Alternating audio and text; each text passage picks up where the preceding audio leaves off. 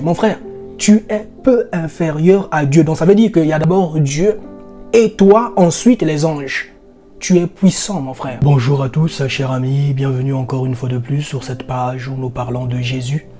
L'objectif de cette vidéo est que tu puisses prendre confiance de qui es-tu réellement en Christ.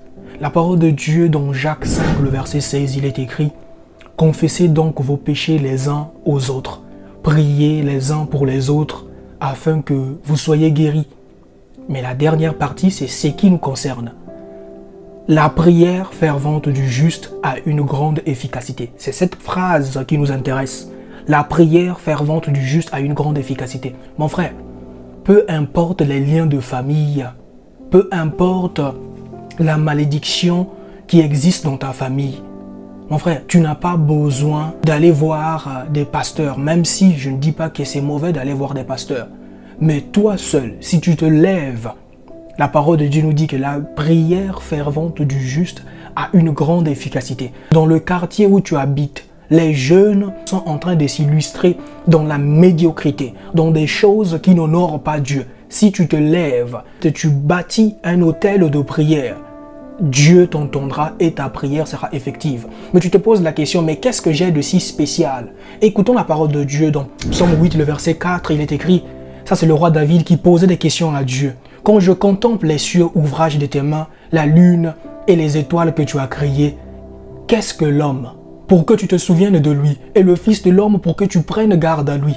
Au verset 5, il dit, tu l'as fait de peu inférieur à Dieu. Mon frère, tu es peu inférieur à Dieu. Donc ça veut dire qu'il y a d'abord Dieu et toi, ensuite les anges. Tu es puissant, mon frère. Il suffit juste d'une seule prière, tu verras le changement dans ton entreprise, dans ta famille, autour de toi. Tu es très intelligent, tes business, tes activités prospèrent, au travail tu cartonnes, tout ce que tu fais vraiment marche. À l'école aussi tu es parmi les plus brillants, très intelligents. N'ose surtout pas dire que c'est à cause de ton sérieux ou bien à cause de ton intelligence que tu es arrivé jusqu'à ce niveau. Oui, tu pourras dire que mais lorsque je galérais, personne n'était là. Ou bien je me suis bâti tout seul, personne n'était là à mes côtés. J'ai charbonné toute ma vie, personne n'a cru en moi. Oui, tes parents. As-tu l'idée de l'autel qu'a bâti tes parents, l'autel de prière? Je vais vous parler d'une histoire dans la Bible. Le roi Salomon est devenu le roi le plus prospère que la terre n'avait jamais connu et je pense que ne connaîtra jamais. C'est parce que son père David était loyal, était un serviteur dévoué à Dieu. Parce que ce David avait construit un autel de prière à tel point que David a bénéficié du titre de l'homme selon le cœur de Dieu. Ce qui est fait que Dieu a béni d'abord David, mais aussi la génération de ses enfants. C'est la même chose que tes parents sont en train de faire.